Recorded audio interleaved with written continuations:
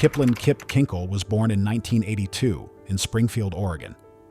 He was the second child of William and Faith Kinkle.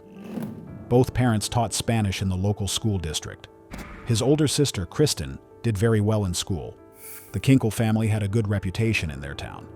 On the surface, Kip's childhood seemed stable and supportive. Even so, Kip showed signs of trouble from a young age. He had difficulty in school and with other kids. His parents took him to see a psychologist. The psychologist said he had major depression. Kip was given Prozac. He stopped taking the medicine without talking to his doctor. As a result, his mood got worse. On May 20th, 1998, Kip was suspended from Thurston High School. He had been caught with a stolen handgun. After the police let him go, he went home with his father. That evening, Kip took a rifle from the house. He used it on his father, shooting him in the back of the head. Later, when his mother came home, he shot her several times too. Kip left a note to explain what he did.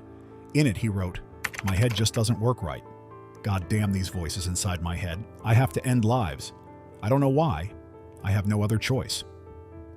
On the morning of May the 21st, Kip drove to Thurston High School. He brought multiple weapons and more than 1,100 rounds of ammunition. He went into the school cafeteria and opened fire. He took the lives of 2 students and wounded 25 others. It stopped when some students tackled him and took his weapons away. During this incident, Kip shouted, "Just end my life." He seemed to want someone else to do it for him. Kip faced charges for 4 counts of ending lives and 26 counts of attempting to end lives. In September 1998, he admitted guilt to every charge. In November 1999, a judge gave him a sentence of 111 years in prison with no chance of getting out early. After he was arrested, doctors said Kip had paranoid schizophrenia. He started taking antipsychotic medicine. He still gets mental health care in prison. Kip has said he is sorry for what happened. He has also joined educational programs while locked up. Kristen, his sister, has talked about how hard it was to deal with their family's problems. She points out how mental health struggles played a role. She believes that if Kip had gotten more consistent help earlier, things might have turned out differently. The next teenager was consumed by isolation. He unleashed his rage on the very people who raised him. Greg Ousley was born in 1978. He grew up in Pierceton, a small town in northern Indiana. He was the youngest of 3 children. On the surface, his family seemed ordinary. His father, Keith Ousley, worked as a factory supervisor. His mother, Sonia, was a homemaker. Greg had 2 older sisters. The family was well known in their community. However, things at home were not as they appeared. Keith struggled with drinking. Sonia had been orphaned as a child and often felt abandoned. She could be quick to lose her temper. Greg said his parents were emotionally distant and often criticized him. This created a tense atmosphere. He felt misunderstood and isolated, especially as he entered his teenage years. On the night of February 27, 1993, 14-year-old Greg carried out a plan he had thought about for weeks. At about 11:30 p.m., he went into his parents' bedroom with a 12-gauge shotgun. He shot his father while he was asleep. His mother woke up and tried to flee. Greg then shot his mother twice, ending her life in the hallway. After this, Greg tried to make it look like someone had broken into the house. He then called the police and said he had come home to find his parents lifeless. His story did not add up. The evidence at the scene pointed to him. Within hours, Greg admitted what he had done. His reason came from feeling cut off and angry at his parents. He believed they did not understand him and brushed off his feelings. In his own words, he said they did not seem to understand him and that he had thought about ending their lives whenever he got mad. He had written these thoughts in a journal and had even talked about them with friends. None of them took him seriously. Despite these warning signs, no one stepped in. Experts later said he was deeply depressed at the time, but he did not have any mental health evaluation before his court hearing. Greg was arrested and faced 2 charges for taking his parents' lives. Even though he was only 14, he was tried in adult court after a short 20-minute hearing. There was no psychiatric evaluation first. He pleaded guilty but mentally ill. At his sentencing, 3 psychological experts recommended that he receive extensive treatment instead of prison time. However, the prosecutor wanted a harsh sentence to discourage other young people. The court agreed. Greg was given 2 consecutive 30-year prison terms for a total of 60 years. While in prison, Greg showed a lot of personal growth. He earned a high school equivalency certificate and graduated with high honors from college.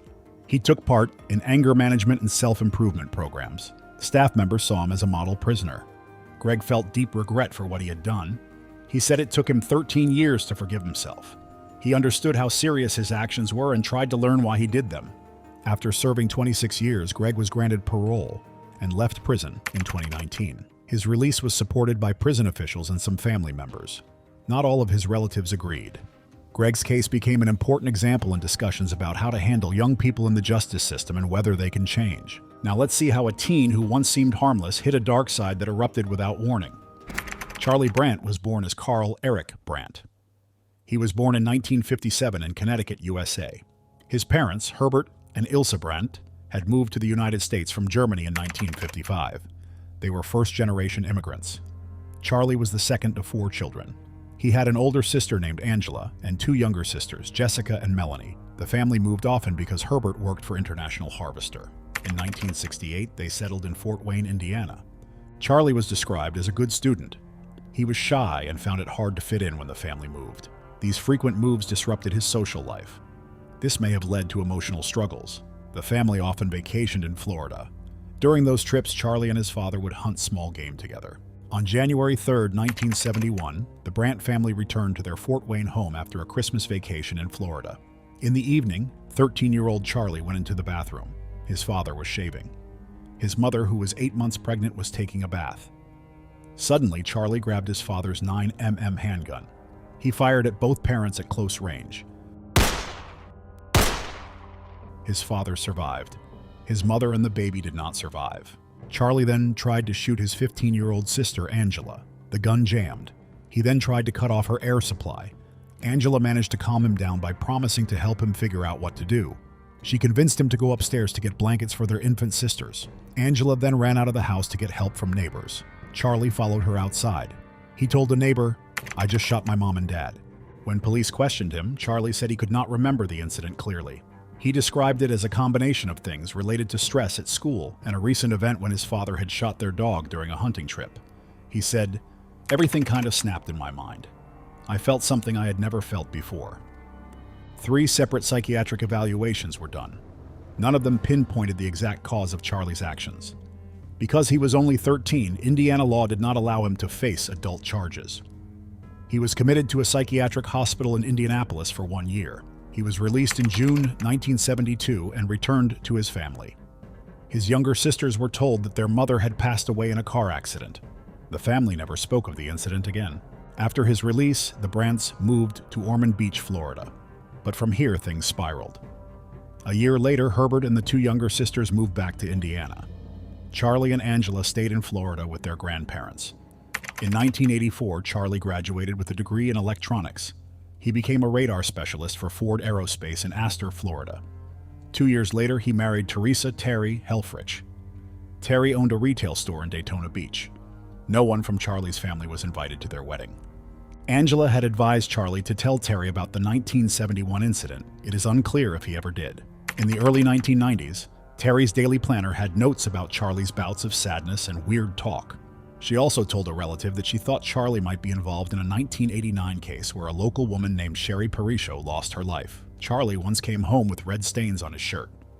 He said it was from filleting fish. On July 16, 1989, the partly clothed body of 38-year-old Sherry Parisho was found floating near the North Pine Channel Bridge in the Big Pine Key, Florida. Her throat had been cut so deeply that her head was almost separated. Her body was badly mutilated, and her heart was missing. The body was found less than 1,000 feet from the Brandts' beach house. A composite sketch of a man seen near the scene matched Charlie's appearance. At that time, there was not enough proof to charge him. In September 2004, Charlie and Terry left their home ahead of Hurricane Ivan. They stayed with their niece, Michelle Lynn Jones, in Maitland, Florida. On September 13, 2004, Charlie struck Terry 7 times in the chest while she lay on the couch. He then removed Michelle's head and heart, leaving her body nearby. After that, Charlie hanged himself in the garage using bedsheets. A friend of Michelle came to check on her 2 days later. That friend found the bodies. Police saw that the sharp objects used in these acts came from Michelle's kitchen. A search of Charlie's home revealed a disturbing collection of materials. He had books about surgery, photos of autopsies, and catalogs like Victoria's Secret. He also visited websites showing aggressive behavior against women. Investigators concluded that Charlie had a secret fascination with human anatomy. They suspected him in other unsolved cases. They linked him for sure to the 1989 case of Sherry Paricio. They thought he might be connected to several other cases, but no further charges could be filed because he was gone. Charlie Brandt was never tried or faced judgment for any of these acts. After the 1971 incident, he spent 1 year in a psychiatric hospital. He was released without any charges. The later fatal events he caused were not solved until after his own passing in 2004. As a result, there were no court hearings, verdicts, or sentences tied to his actions. The next brothers played video games with friends while their parents lay hidden at home. In February 1996, the quiet town of Rochester, New Hampshire, faced a tragic event. 2 teenage brothers, Robert and Jeffrey Dingman, took their parents' lives. Their parents were Vance and Eve Dingman. This act shocked everyone in the community. Vance and Eve Dingman were known for their local involvement and their dedication to family. Vance worked as a machinist. Eve had a job at a local bank. To outsiders, their lives seemed normal. There were no clear signs of trouble at home. Robert was the older brother and a junior at Spalding High School. He was seen as quiet and kept average grades. He had only a few friends. Jeffrey was 3 years younger and in middle school. He was more outgoing than Robert. Despite these differences, the brothers stayed very close. But underneath that closeness, something was building. Robert had started to resent the strict household rules their parents enforced. Curfews, discipline, constant oversight. Their home, once seen as stable, felt suffocating to him. One Friday afternoon in February 1996, Vance and Eve returned home from work without warning. Robert and Jeffrey lay in wait. Both brothers were armed. They shot their parents without mercy. Afterward, they hid their parents' bodies. One was placed in the attic, the other was placed in the basement. During the weekend, the brothers acted as if nothing had happened. They invited friends over. They played video games. They even went to school on Monday. All this took place while their parents' bodies remained hidden in the house. Worried co-workers noticed that Vance and Eve had not shown up for work. They reported this to the local police. Officers carried out a welfare check at the Dingman home. Inside, they discovered the hidden bodies. Robert and Jeffrey were arrested on the spot. During questioning, Jeffrey admitted his role and explained how they made their plan. He gave a detailed account of each step. His statements helped investigators reconstruct the full story. Because he cooperated fully, he was offered a plea deal. Jeffrey agreed to the deal and received a sentence of 30 years to life in prison. He served about 17 years. In 2013, he was released on parole. Robert faced charges of first-degree taking a life. The court found him guilty. He was given a sentence of life in prison with no chance of early release. In 2012, the U.S. Supreme Court ruled that mandatory life sentences without any option for release were not constitutional for those under 18. This decision applied to Robert's case. In 2018, Robert was resentenced. His new sentence consists of 2 20-year terms, one after the other, for a total of 40 years. The judge noted that Robert had worked on his education and behavior while in prison. He can apply for release in 2036. Next is a teenager whose hidden struggles led to an even larger tragedy. Lel Andrews was born in 1940. His birthplace was Wolcott, Kansas. He was the only son of William and Opal Andrews. He also had an older sister named Jenny Marie. The family lived on a farm in Wolcott, a small town in Wyandotte County. William Andrews worked as a farmer. The family took part in their local Baptist church. Neighbors said Lowell was polite, quiet, and studious. He was a sophomore at the University of Kansas. His major was zoology. He also played the bassoon in the college band. The local paper once called him the nicest boy in Wolcott. Yet beneath this calm exterior, Lowell had disturbing daydreams. He thought about being a gangster and a paid hitman. He often imagined poisoning his own family. He dreamed of moving to Chicago and living a life outside the law. These ideas were not new. He had been thinking like this since his first year of college. On November 28, 1958, his family was home for the Thanksgiving holiday. His parents and sister were downstairs watching television. He was upstairs reading the novel The Brothers Karamazov by Fyodor Dostoevsky. After he finished the book, he shaved and put on a suit. He picked up a .22 caliber rifle and a revolver. Then he went downstairs, turned on the light, and began shooting. He first shot his 20-year-old sister, Jenny Marie, between the eyes, and she passed instantly. He then shot his father, William, who was 50, 2 times. He also shot his mother, Opal, who was 42, 3 times. When his mother tried to move toward him, he shot her 3 more times. His father tried to crawl to the kitchen. Lowell then fired his revolver at his father 17 times. He didn't make it. After this, Lowell tried to make it seem like someone had broken in. He opened a window and scattered things around the house. Then he drove to his apartment in Lawrence. He said he needed his typewriter for an essay. Next, he went to the Granada movie theater. He watched the film Mardi Gras, starring Pat Boone. After the show, he took apart the guns. He threw the pieces into the Kansas River from the Massachusetts Street Bridge. Then he went back to his parents' home. He called the police and said a break-in had happened there. When officers arrived, they noticed Lowell was very calm. He wasn't disturbed by the fact that his family was gone. This odd behavior made them suspicious. Later, the family's minister, Pastor Vertio C. Dameron, convinced Lowell to admit what he had done. Lowell confessed. He said, "I'm not sorry, and I'm not glad I did it. I just don't know why I did it. I did not feel anything as they died." Lowell's lawyers said he was not sane at the time, but the court saw clear planning. The Kansas Supreme Court noted he had thought about ending his family's lives for months. He had even thought of using poison. He did well in school, which suggested he understood his actions. The court decided there was no proof he was not responsible. They said he had planned this on purpose. He was found guilty of intentionally taking 3 lives. The judges gave him the harshest penalty. He asked Governor John Anderson Jr. for mercy, but was refused. He appealed more times, but the U.S. Supreme Court kept the original decision. He was hanged at the Kansas State Penitentiary in Lansing on November 30th, 1962. He was 22 years old. He did not speak any last words. His final meal was 2 fried chickens, mashed potatoes, green beans, and pie a la mode. The next teen made national headlines, just not for the reason she hoped. Gina Grant was born in 1976. She grew up in Lexington, South Carolina. She lived with her mother, Dorothy Mae Grant.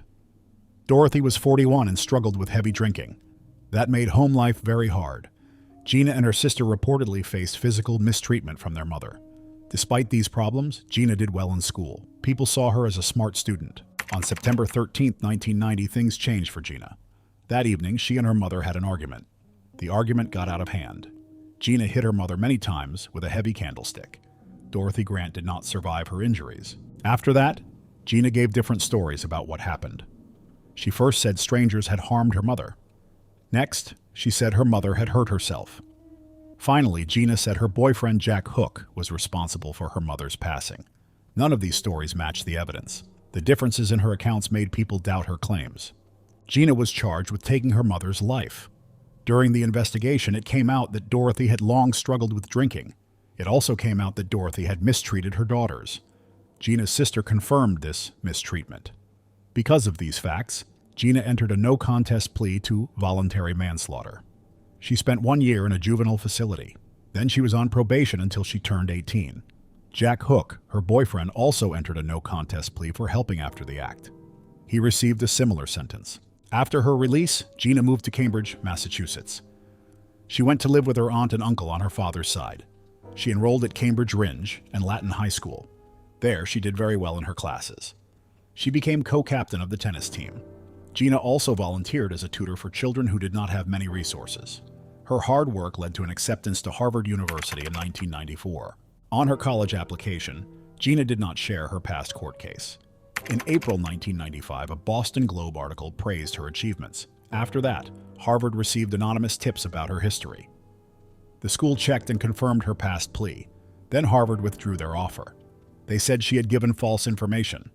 This decision led to a national discussion about how young people can move forward after past mistakes. Despite all the talk, Tufts University kept their offer and admitted Gina. The next teenager was 16. Her boyfriend was 20. Together, they made a disturbing plan. Marlene Louise Olive was born in 1959. Her mother was a teenager who was not married. Soon after Marlene came into the world, James Jim Olive and Naomi Olive adopted her.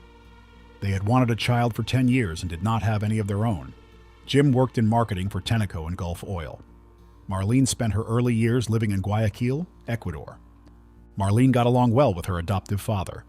Her relationship with her mother was more difficult. Naomi struggled with addiction related to drinking and her mental health. In the early 1970s, Jim lost his job. The family moved to Terra Linda. That is a suburb of San Rafael, California. Marlene had a hard time fitting in. She started taking small items that did not belong to her. She also began using substances. In 1974, Marlene met Charles Chuck Riley. He was 20 years old. He was overweight and often felt out of place with others. He also used a lot. Marlene was 16 then. She started spending time with him and they became a couple. Marlene's parents did not approve of her relationship with Chuck. This caused more tension at home. Marlene often said she wanted to be free from her parents' rules. She even talked about wanting them gone. On June 21st, 1975, Marlene and Chuck put their plan into action to end her parents' lives. Marlene told her father, Jim, that she wanted to go shopping with him. Chuck went inside the Olive home. He struck Naomi with a hammer while she was sleeping. The blow did not end her life. Then he used a sharp kitchen object. He struck her until she stopped breathing. When Jim came home, he saw what had happened. He tried to help Naomi. At that point, Chuck shot him 4 times. This ended Jim's life. The two wrapped the bodies in sheets. Then they took them to a barbecue pit at China Camp State Park. There, they tried to burn the bodies. The day after these fatal actions, a firefighter was called. There was an unattended fire at China Camp State Park. At first, the remains in the fire were thought to be animals. When Jim did not go to work, one of his co-workers became worried. This co-worker went to the Olive house. Inside, everything looked messy. They called the police. Marlene told different stories about where her parents were. Because of this, the police looked at China Camp State Park. There, they found the bodies in the fire pit. Marlene went to trial as a juvenile. The court sent her to a California Youth Authority facility for 3 to 6 years. She left the facility when she was 21. She had spent a little more than 4 years there. Chuck Riley went to trial as an adult. The court found him guilty of ending the life of 2 people in the first degree. At first, the court said he would face the state's highest penalty. Later, that changed to a life sentence with the chance of parole. After she got out of the youth facility, Marlene kept taking part in illegal activities. She forged documents, broke controlled substance laws, and stole things. In 1986, police arrested her again. She had organized a large ring that made fake money and phony documents. Chuck Riley stayed in prison for over 40 years. He made several attempts to ask for parole. In 2015, he was finally granted parole. The next teenager had perfect grades, but no one saw this coming. Vincent T. Parker was a 10th grade honor roll student at Norview High School in Norfolk, Virginia.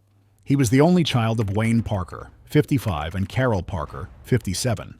The Parkers were known as a quiet, church-going family. Vincent had no legal record. People who knew him thought he was smart and well-behaved. His grandfather, Alan Taylor, called him a smart young man and said he could not understand what happened. On December 19, 2013, something terrible happened at the Parker home on Bland Street. Vincent Parker carried out a brutal act. He took the lives of both his parents. He began with his mother, Carol, as she stepped out of an upstairs bathroom. He sprayed her with pepper spray. Then he struck her in the eye. After that, he hit her with a baseball bat and a crowbar until she lost consciousness and passed away. A medical examiner later found 25 separate injuries to her neck, face, and head. When his father, Wayne, returned home, Vincent hit him with a crowbar. He also struck him several times. Wayne lived long enough to tell police what had happened. At first, Vincent said his father was the one who had gone after him. Later, however, he admitted that he had taken their lives.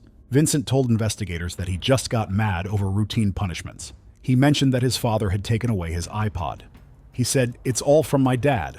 All this stuff like my dad taking away my iPod and stuff." It is hard to see how losing an iPod could lead to such extreme harm. That one moment may have felt like a loss of control for Vincent. It is also possible that deeper emotional issues or built-up anger played a role. But without a full psychological evaluation, we cannot know for sure. Vincent Parker was charged with 2 counts of second-degree homicide. He pleaded guilty in adult court in May 2014. There was no trial. On September 18, 2014, he was given a sentence of 25 years and 10 months. The first 4 years would be served in a juvenile facility. After that, he would be moved to an adult penitentiary for the remaining 21 years and 10 months. During the sentencing hearing, emotions ran high. Vincent's maternal uncle suddenly lunged at him and shouted as Vincent left the witness stand. The judge had the uncle removed from the courtroom. After a short break, the hearing continued. Now what happens when a birthday turns into a breaking point? Ashley Martinson was born in 1998 in the United States. She grew up in a difficult home in Peel, Wisconsin. She lived with her mother, Jennifer Ayers, and her stepfather, Thomas Ayers. When Ashley was 16, the family moved to Rhinelander. Her home life was very troubled. Thomas Ayers had a record of illegal actions, including holding someone against their will, unwanted intimate contact, and mistreatment at home. He often spoke harshly to Jennifer and the children. He also hit them on many occasions. Ashley herself was physically harmed and subjected to unwanted physical acts by one of her mother's former boyfriends over a 2-year span. These events led doctors to diagnose her with post-traumatic stress disorder and depression. On March 7, 2015, one day after her 17th birthday, Ashley argued with her mother and stepfather. They disagreed about her relationship with a 22-year-old man named Ryan Sisko. After the argument, her parents took away her car and phone. That evening, Ashley posted on Facebook. She wrote that she wanted to end her stepfather's life. The next morning, Ashley saw her stepfather seriously harming her mother. Ashley went into the house and picked up a loaded shotgun. She fired at Thomas Ayers. He was hit in the neck and head. He soon passed. When her mother came to see what happened, Ashley used a sharp weapon and inflicted more than 30 wounds on her mother. These actions took her mother's life. After that, Ashley locked her 3 younger siblings in a bedroom. She left them with food supplies and ran away with Sisko. Police found them in Indiana the next day. They were brought back to Wisconsin to face legal charges. Many factors led Ashley to act this way. The immediate reason was the fight over her relationship with Sisko. Underneath that were years of mistreatment and neglect. Ashley had been hit and yelled at by Thomas Ayers. She also saw her mother and siblings treated the same way. She had faced unwanted physical contact by her mother's former boyfriend. These painful experiences, combined with her mental health struggles, influenced her decision to take her parents' lives. In interviews, she said she had thought about taking her own life, but she made a sudden decision when her stepfather targeted her mother. Ashley was charged with 2 counts of first-degree intentional homicide and 3 counts of holding her siblings against their will. At first, she pleaded not guilty because she was not in her right mind. In March 2016, she changed her plea. She admitted to 2 counts of second-degree intentional homicide. The prosecution agreed to lower the charges. They believed there was enough reason to consider the anger and fear she felt at that moment. Her defense team pointed to the mistreatment she had suffered and her mental health issues. In June 2016, the judge sentenced Ashley to 23 years in prison. After she serves that time, she will be supervised for 17 more years. The court balanced the seriousness of taking 2 lives with the trauma she had endured. Judge Michael Bloom said that even though she faced terrible experiences, she still chose how to act that day. He thought she could have made a different choice. At her sentencing, Ashley did not speak. She looked upset but did not address the judge. There is no record of any special meal request. She was not facing an execution but a regular prison term.